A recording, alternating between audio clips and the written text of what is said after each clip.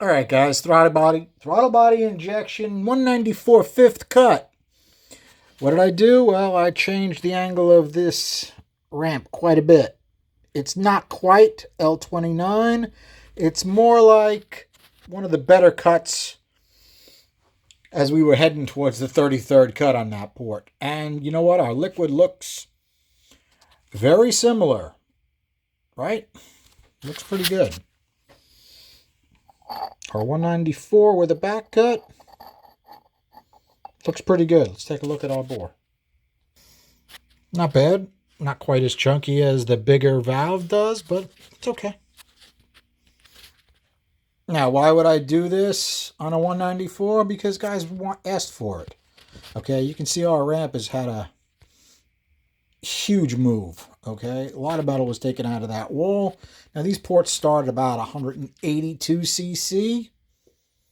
I'm going to guess that we added 15 cc's to it, at least. You know, took some metal out of the pinch to actually get some air around that notch. Okay, the bowl's a little bit bigger. It's still got, I think I may have put a valve job on it, but only because it was so hammered. It's just a 45-degree valve job, nothing special. Move that side wall over. I think I was supposed to move that over before I did anything else, but sorry. It's been a while since we did the last cut, so I don't remember everything. From this angle, that looks pretty decent. Not bad. Okay, from this angle, let's grab my pointer. Okay, L29 comes in like this, so you can see how much of a difference we've got there, right? Instead of it being at 3 o'clock, it's more like 2 o'clock. Now remember, when we did, oh, I'm looking at the wrong port. When we did this port, okay, this is the 2.1. It's almost at 3 o'clock. That was a loser. Okay, so now move over. Let's put some light on this one. Okay, you can see the difference. This angle is actually, I think, a bit too much. Didn't quite go as far. Now, remember when I first did this notch on this, it was quite a big loser. So you'd have to go back and take a look at my the 194 videos we did on these and compare them. I don't have that much free time. But as far as our liquid and so forth from this angle, it's really not bad. This is not a bad setup for somebody who is broke and to have a set and like to get some more power out of them. These will make a damn good street head. Damn good. Why don't we take a look at the flows and you guys can give me some input on that. All right, we're just going to take a quick look at this one because this was the cut before where I took a serious amount of the ramp out and it was a big loser. So let's go to the cut before that and see if we made any progress. Okay, while I was testing these, I thought it was a winner, but when I compare it to this one, which had a lot less work, you would have to go back and take a look at the third cut video. I think I just took a small amount out of that ramp, and this is a better curve than this. This tops out better. I mean, if you wanted to run something with a Vic Jr., you're going to have to do some work to the Vic Jr. to even keep up with this head. Think about that, okay? This is a nice, solid street curve right here. In fact, it's really more than Performer RPM can handle. You'd have to port Performer RPM, and even then it's going to knock quite a bit back on this. Okay, this will make a good street head. This will make a little bit higher performance street head that's going to be running more lift, and you might be a winner here. In any case, they all can't be winners, guys. I mean, this port looks pretty, but it doesn't test quite as well. Now, let's take a look at our airspeeds and see if we can figure out why. Okay, top page is our third cut. Bottom page is our fourth cut. What happened in our pinch? Minus plus plus. Okay, not a big deal. Our roof, that changed quite a bit. Minus, minus. Okay, that because we have that ramp now, a lot of the air can go through up that ramp.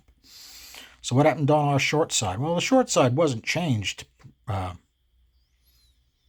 At least I didn't make any obvious changes to it that I know of from here to here. I'm almost sure of that. Okay, so what did we get? Because of the ramp, it changes the way the short side operates, all right? So we got a minus, we got a minus, we got a plus. They're closer, you would think it would be better, but it's not. I mean, at 500, we're 235 and change here, and we're 240 here. We're a touch better, okay? We're a touch better. We're a couple CFM better at those air speeds, okay? And when you take a look at our short side speeds, these should be better. This should flow more, okay? Right? Our roof dropped because the short side's working better because we have that ramp there now. Remember, we relieved a lot of the bowl there. Let's take a look at it. Okay, this whole area here is much bigger now. Now, I didn't actually change anything on the short side. Okay, it probably could use some more work there. Now, what was our speed on that side? 346. It was actually a little bit lower than the other side, so it's not bad where it is.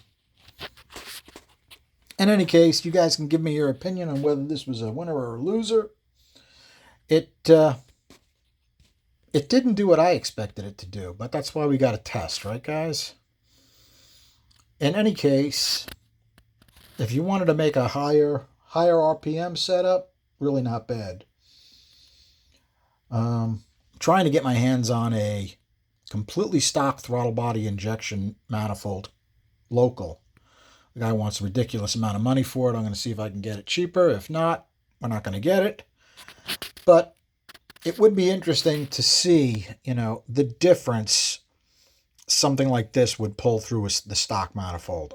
I know if we took a completely stock port and then we put a completely stock manifold and throttle body on it, there will be tears. Remember, the intake only flowed like 175, 180, something like that.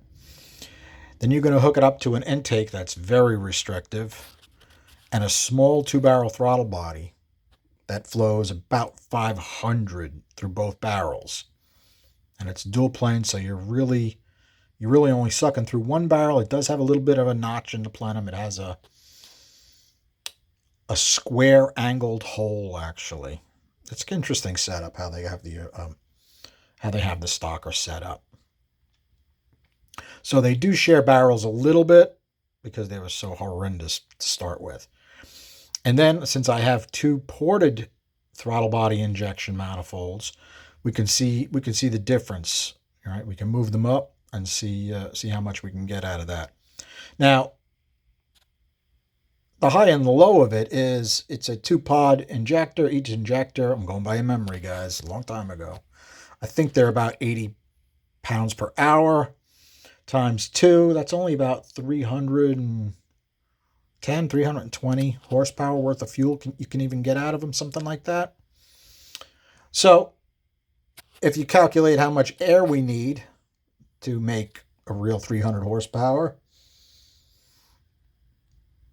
you will be able to get it if you did some work to the swirl port heads, some work to the intake, some work to the throttle body. I think we could probably get to that number where the 2-barrel pod is about as much fuel as it can deliver. Something for you guys to work out on your calculator, because you guys are much smarter than me anyway. In any case, I promised I would do more work to the 194. If you guys want me to do something else on this 194, let me know. I appreciate you guys hanging out. Have a good night.